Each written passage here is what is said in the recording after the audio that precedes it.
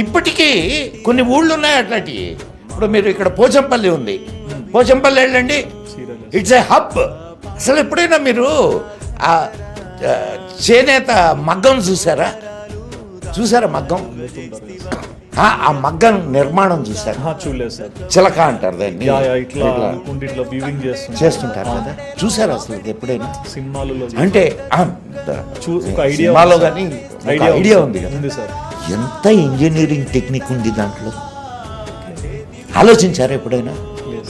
అసలు చేత్తో అల్లేటటువంటి ఒక ఇది దాంట్లో అసలు ఆ మగ్గం నిర్మాణం ఎంత బ్రెయిన్ యూజ్ చేస్తే ఆ మగ్గం నిర్మాణం అవుద్ది.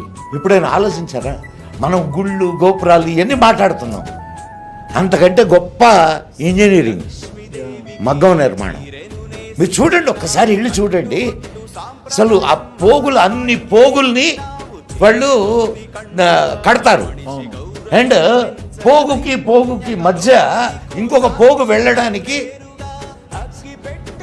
ఏమన్నా అసలు మీకు దాన్ని చూస్తే, మీకు ఆ ఇంజనీరింగ్ టెక్నిక్ని చూస్తే మీకు కళ్ళు తిరిగిపోతాయి.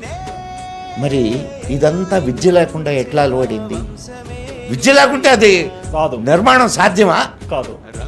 మనం పుస్తకాల్లో చదువుకున్నాం, బ్రిటిష్ వాళ్ళు మనకు ఉంగరంలో అగ్గిపెట్టెలో పట్టే చీరలు తయారు చేసేవాళ్ళు మన వాళ్ళు అని.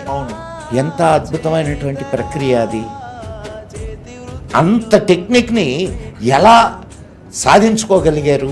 టెక్నాలజీయే కదండి అది. అంతే కదా సార్, టెక్నాలజీయే కదా. అంత సన్నటి దారాన్ని తీయడం అంటే అది ఎంత టెక్నికల్ వర్క్. మీకు ఒక కథ కూడా ఉంది. గ్రీకు రాజకుమారి, గ్రీక్స్ మన భారతీయుల వస్త్రాలనంటే చాలా ముచ్చట పడేవాళ్ళట. వాళ్ళు వస్త్రాలను తీసుకొని పోయారు, తీసుకొని పోయి వాళ్ళు కట్టుకునేవాళ్ళు. గ్రీకు రాజకుమారి భారతీయ వస్త్రాలను కట్టుకొని సభలోకి వచ్చిందంట. ఆమె నగ్నంగా కనిపిస్తుంది. అంటే అంత పల్లచటి వస్త్రాలని మన వాళ్ళు తయారు చేసేవాళ్ళు. వీటన్నిటికీ విద్య లేదు వెనక, ఖచ్చితంగా ఉంటుంది. విద్యా సాంకేతికత రెండు పక్కనే నడుస్తాయి సుధీర్. చీరల మీద అద్దకాలు, ఎంత అద్భుతమైనటువంటి అద్దకాలు ఉండేవి. ఒక్క చీర, ఒక్క నేత అనే దాని మీద మాట్లాడా. ఎన్ని ఉన్నాయి? దారం తీయడం కాడి నుంచి వాటికి రంగులద్దేదాకా, చీర తయారయ్యేదాకా. తెలుసా నీకు? బంగారు పోగులతో చీరలు నేసేవాళ్ళు. బంగారు పోగులు మా చిన్నప్పుడు కూడా ఉన్నాయి, ఇప్పటికీ ఉన్నాయి. అయితే ఇప్పుడు లక్షల్లోనూ కోట్లలోనూ ఉంటాయి. బంగారు పోగులతో పట్టు చీరలు బంగారు పోగులతోనే నేసేవాళ్ళు.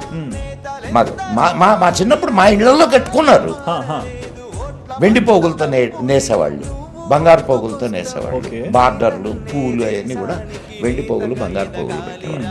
తర్వాత ఇప్పుడు చీర కదా, అదే పెద్ద దానికి ఇంపార్టెన్స్ తగ్గింది కాదు. కొంతకాలం తర్వాత పాతది అయిపోద్ది కదా చీర. పాత చీరలు కొంటాం అని వచ్చేవాళ్ళు అనమాట. ఈ కొనుక్కోపోయేవాళ్ళు, కొంచెం మంచి ఖరీదు ఇచ్చే కొనుక్కోపోయేవాళ్ళు. కారణం ఏంది? దీంట్లో బంగారం వస్తుంది. ఎగ్జాక్ట్లీ.